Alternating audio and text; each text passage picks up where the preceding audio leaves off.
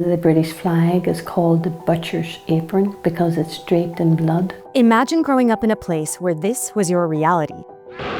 The British Army coming in, arresting whoever would be in the house. Tanks rolling down the streets, checkpoints, and segregation walls. When we'd walk into the town, we were stopped and searched. And every so often, streets turned to war zones. Our right to resist was valid. In the late 1960s, the British began their military occupation in Northern Ireland, where they had systematically discriminated against the Irish for decades. They abused and they oppressed and they discriminated. And that left many feeling like they had no choice but to support the armed resistance, the Provisional Irish Republican Army.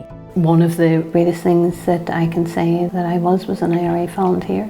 We fought the British to a standstill. Women prisoners of war. That was myself. Life.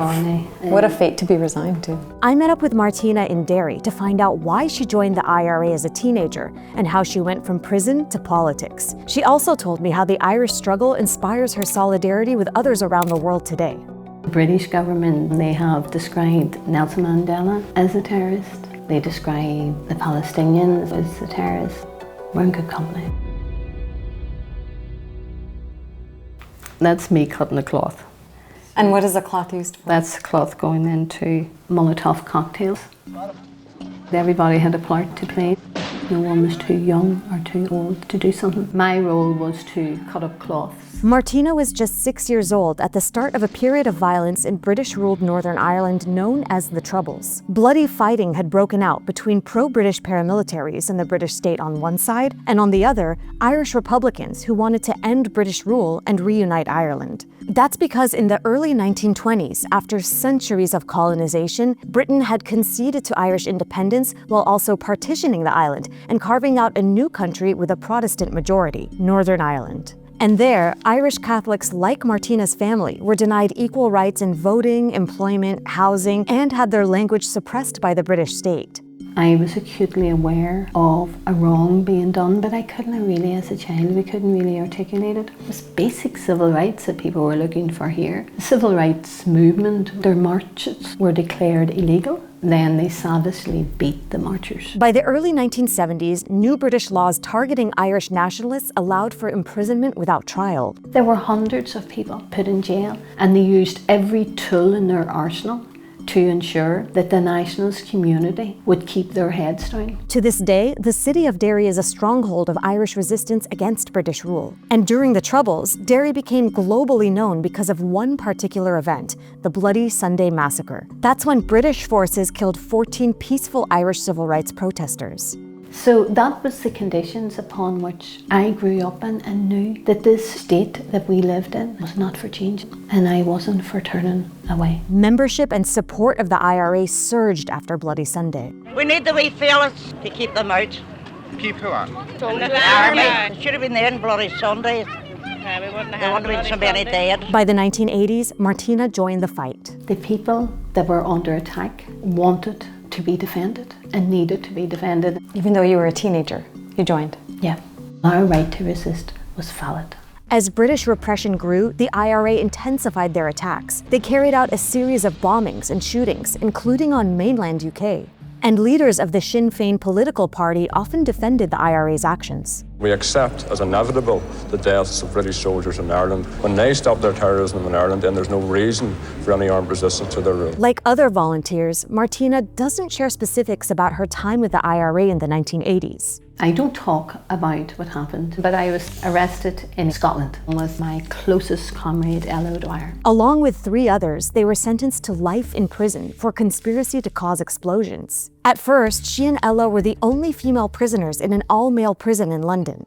We were being strip searched every single day, and sometimes twice a day, 3 times a day. They were later transferred to another prison, and there, nothing would prepare Martina for what the prison doctor would do to her.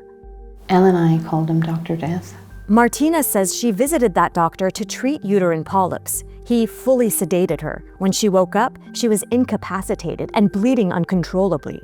I couldn't control my body. I could feel air on my naked body, but I couldn't do anything. Martina says another doctor told her what had happened. She says to me, well, he didn't mean to do it, but he cut your bit of your uterus or whatever, and that was why you hemorrhaged, but you'll not be able to have children anymore. So they told you they cut a bit of your uterus?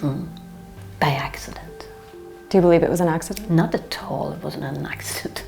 I could have died that night. And you were unable to bear children because of that? Yeah.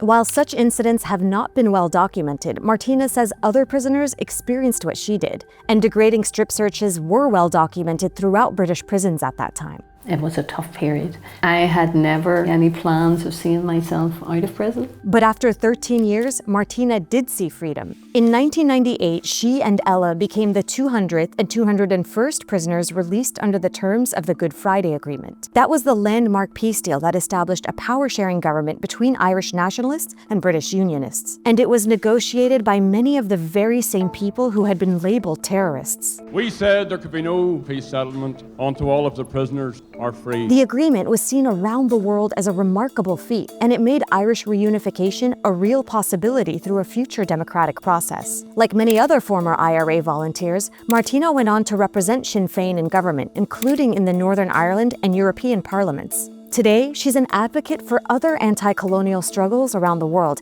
and has visited Palestine several times as the chairperson for the European Parliament's Committee on Palestine.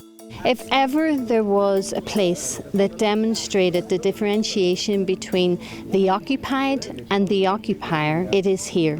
Why have you stood in such solidarity with the Palestinian people, even going to Palestine? And what's happened in Palestine is because the British again meddled in the affairs. The Palestinians, in terms of their right to resist, is as valid as our right to resist. What lessons can the Palestinian people take from the Irish and their fight for freedom? Never give up. Never give in. You're on the right side of history. The Palestinians that I have met will never give up. It's in your blood. Do you feel the Irish blood and the Palestinian blood are similar? Absolutely. I am Irish to my core, but there's definitely Palestinian blood in my heart. I'm going to start claiming Irish now. Visit him once, turn Irish. Is your struggle in Ireland finished? No. And I think I will struggle till I die. The partition of Ireland was done down the barrel of a gun. The reuniting of this country is going to be done democratically and peacefully. And it's not a matter of if there will be Irish reunification, it's a matter of when. Hey guys, thanks for watching. Stay tuned for our next video where I talk to people on both sides of the border and ask if they want to see a united Ireland.